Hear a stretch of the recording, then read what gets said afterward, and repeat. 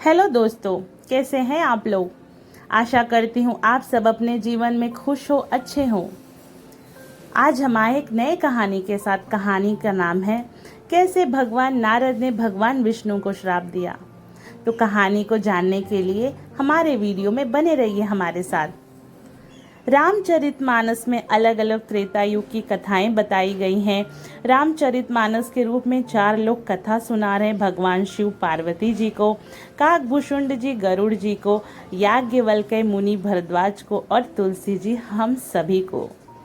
रामचरितमानस में बताया गया है कि भगवान श्री राम ने पृथ्वी लोक पर कब कब अवतार लिए हैं। उनके हर अवतार का हेतु और कारण बताया गया है। इस दौरान अलग अलग त्रेता युग में अलग अलग रावण के जन्म का क्या कारण रहा है, यह बताते हुए जय विजय जलंधर, राजा प्रताप, भानु, मनु, शत्रुपा आदि की कथाओं की चर्चा की गई है। इन्हीं में से एक कथा है नारद जी के अभिमान यानी अहंकार की कथा, जिसके बारे में भगवान शिव माता पार्वती जी को बताते हैं। भगवान शिव माता पार्वती जी से कहते हैं, एक कल्प में जब नारद ने श्री हरि को श्राप दिया था, तब उस त्रेता में भी भगवान ने मनुष्य रूप अवतार लिया था। यह बात सुनकर पार्वती जी बड़ी आश्चर्यचकित हुई और बोली कि नारद जी तो विष्णु भक्त और ज्ञानी है ना, फिर उन्हें अहंकार कैसे, और अहंकार भी इतना कि श्री हरि को श्राप दे दिया। यह तो बड़े आश्चर्य की बात है पुरारी। यह कथा मुझसे कहिए ना कि नारद ने मुनि भगवान को किस कारण से श्राप दिया। हिमालय पर्वत में एक बड़ी पवित्र गुफा के समीप सुंदर गंगा जी बहती थी। बहुत सुंदर स्थान नारद के मन को बड़ा भाया। पर्वत, नदी और वन की सुंदरता को देखकर नारद जी का भगवान के चरणों में प्रेम और भी बढ़ गया और तब नारद उसी स्थान पर बैठकर श्री हरि का स्मरण करते हुए समाधि लगाकर बैठ गए। नारद जी की तपस्या को देख देवताओं के राजा इंद्र घबरा गए, क्योंकि अपने स्वभाव के ही अनुसार उन्हें लगा कि कहीं नारद जी मेरा राज्य पाने के लिए ही तो तप नहीं कर रहे हैं। तब इंद्र ने कामदेव और कई अप्सराओं को नारद जी की तपस्या भंग करने के लिए भेज दिया। कामदेव और अप्सराओं ने नारद मुनि के सामने हर प्रकार के माया जाल बिछाए, लेकिन उनकी कोई भी कला नारद पर असर न कर सकी। यह देखकर कामदेव अत्यंत भयभीत हो गए। उन्हें अपने ही नाश का डर सताने लगा। तब उन्होंने सभी अप्सराओं ने नारद जी के चरणों में प्रणाम किया, क्षमा मांगी और वहां से लौट गए। यह देखकर नारद जी के मन में भी क्रोध नहीं आया। यह सब देख सुनकर इंद्र ने भी नारद जी की बहुत प्रशंसा की। तब नारद जी भगवान शिव जी के पास गए। उन्होंने अपने साथ घटी इस घटना को शिव जी से कह सुनाया और स्वयं अपने प्रशंसा कर कर बोले, आपके ही समान मैंने भी कामदेव को जीत लिया है प्रभु। नारद की ऐसी बात सुनकर शिव जी ने नारद के भले के लिए कहा कि नारद, मैं तुमसे विनती करता हूँ कि जिस तरह यह कथा तुमने मुझे सुनाई है, उस तरह भगवान श्री हरि को कभी मत सुनाना। चर्चा भी चले तब भी छिपा जाना। लेकिन शिव जी की यह बात नारद को अच्छी न लगी। उन्हें लगा कि उनके यश को छुपाने का प्रयास किया जा रहा है और तब नारद जी वहाँ ब्रह्मलोक को चल दिए। वहाँ भी उन्होंने अपनी यही कथा कह सुनाई और तब ब्रह्मा जी ने भी नारद को वही सलाह दी जो शिव जी ने दी थी। लेकिन नारद को उनकी भी सलाह अच्छी न लगी और तब ब्रह्मा नारद हाथ में सुंदर वाणी लिए हरि गुण गाते हुए क्षीर सागर को गए, जहाँ लक्ष्मीकांत निवास कर रहे थे। नारद ने अपनी पूरी कथा श्री विष्णु जी को कह सुनाई और कहा कि काम को जीतने में मैं शिव जी के समान हो गया हूँ। इस पर ब्रह्म भगवान विष्णु जी ने नारद से कहा, हाँ मुनि, आपका स्मरण करने से तो दूसरे के मोह, काम, मद और अभिमान मिट जाते हैं। फिर आपके लिए तो कहना ही क्या, आप तो ब्रह्मचर्य व्रत में भी तत्पर और बड़े धीर बुद्धि हैं। भला आपको भी कामदेव सता सकता है। श्री हरि के ऐसा कहने पर नारद का अभिमान और बढ़ गया। उन्होंने बड़े अभिमान के साथ कहा, भगवान, यह सब आपकी ही कृपा है, और नारद वहाँ से चल दिए। तब भगवान ने अपनी प्रिय लक्ष्मी जी से कहा, नारद के मन में गर्व आ रहा है। इसे जल्द से जल्द इस अहंकार को मुझे उखाड़ना होगा, जिससे मुनि का कल्याण हो। तब जिस रास्ते से नारद जी जा रहे थे, उसी रास्ते पर श्री हरि ने 100 योजन का एक मायावी नगर रचा। उस नगर की रचना भगवान विष्णु के नगर वैकुंठ से भी ज्यादा सुंदर थी। उस नगर में कामदेव और उनकी पत्नी रति के समान ही सुंदर शरीर धारण किए मनुष्य बसते थे। नगर के राजा का नाम शीलनिधि था, जिसके पास असंख्य घोड़े और हाथी सेना की टुकड़ियां थी। उसका वैभव और विलास 100 इंद्रों के समान था। शीलनिधि की एक बेटी थी जिसका नाम विश्वमोहिनी था। वह इतनी रूपवती थी कि जिसे देखकर स्वयं माता लक्ष्मी जी भी मोहित हो जाए। विश्वमोहिनी का स्वयंवर होने वाला था, जिसके लिए बहुत सारे राजा उस राज्य में आए हुए थे। जब नारद ने ऐसा अद्भुत नगर देखा तो उन्होंने बड़े आश्चर्य से उस नगर में प्रवेश किया। सभी नगरवासियों से सब प्रकार की जानकारी लेकर नारद जी राजा के महल में गए। राजा ने नारद जी को आदर सत्कार किया और अपनी पुत्री के गुण दोषों के बारे में पूछा।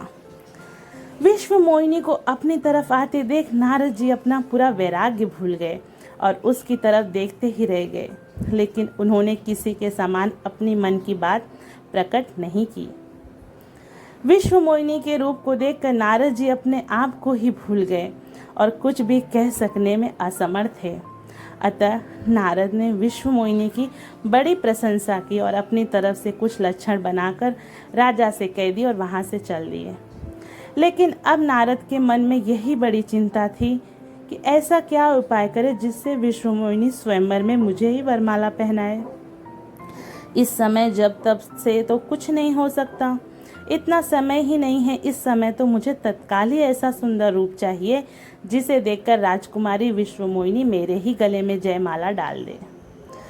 तब नारद जी ने सोचा कि एक काम करता हूँ, भगवान जी से सुंदरता ही मांग आता हूँ।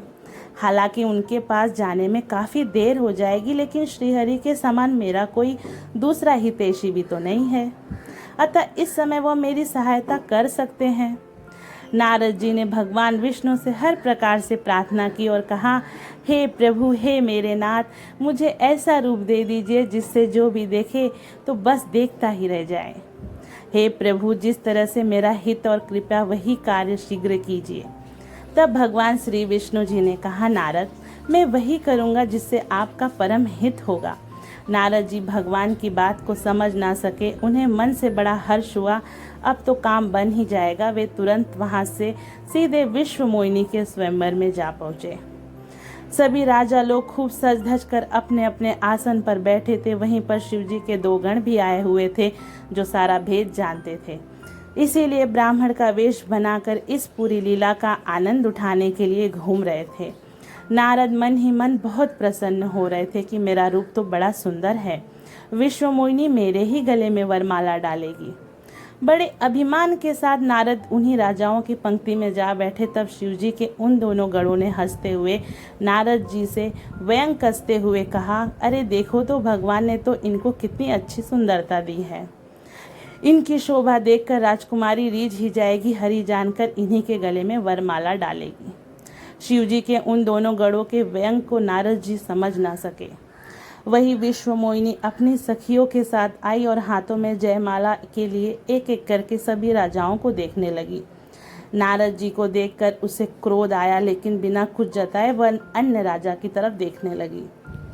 इस पर नारद मुनि बार बार उचकते और छटपटाते हुए तभी भगवान विष्णु भी राजा का शरीर धारण कर वहां पहुंचे। राजकुमारी ने हर्षित होकर उनके गले में वरमाला डाल दिया।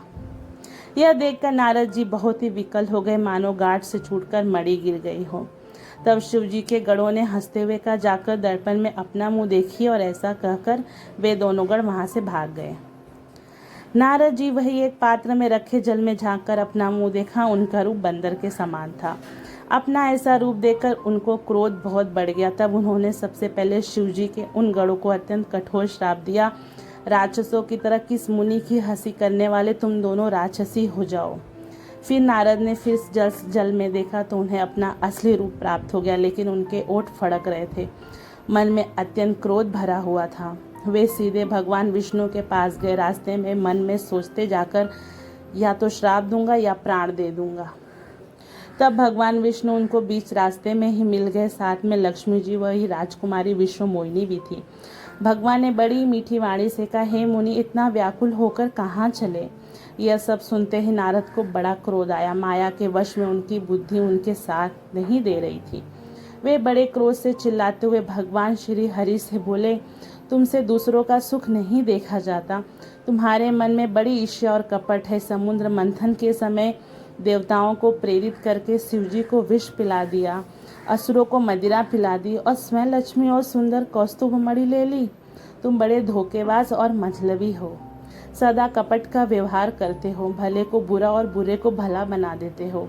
सबको ठग ठग कर इतने निडर हो गए हो। शुभ अशुभ कर्म जैसे तुम्हें कुछ नहीं सूझता। तुम तो स्वतंत्र हो। तुम्हारे ऊपर तो कोई ही है नहीं। इसीलिए जो मन कहे वो करो। अब तक तुम्हें किसी ने ठीक नहीं किया था, लेकिन अब की बार तुमने मेरे से जबरदस्त मुनि से छेड़खानी की है। अतः अपने लिए फल अवश्य पाओगे। तुमने संसार में मेरी हंसी कराई है। अंत में तुम्हें भी मृत्युलोक को जन्म लेना पड़ेगा। मैं जिस स्त्री को चाहता था उसका मेरा वियोग करा के तुमने मेरा बड़ा अहित किया है। इससे तुम भी अपनी पत्नी के वियोग में दुखी होगे और जिस बंदर का रूप देखकर तुमने मेरी हंसी उड़ाई है, उन्हीं बंदरों की सहायता से तुम्हें लेनी पड़ेगी। यह मेरा श्राप है। भगवान विष्णु ने नारद का श्राप को स्वीकार कर लिया और अपनी माया की प्रबलता भी खींच ली। जब भगवान ने अपनी माया को हटा लिया तब वहाँ लक्ष्मी जी और राजकुमारी विश्व मोहिनी यह देखकर नारद जी अत्यंत भयभीत हो गए।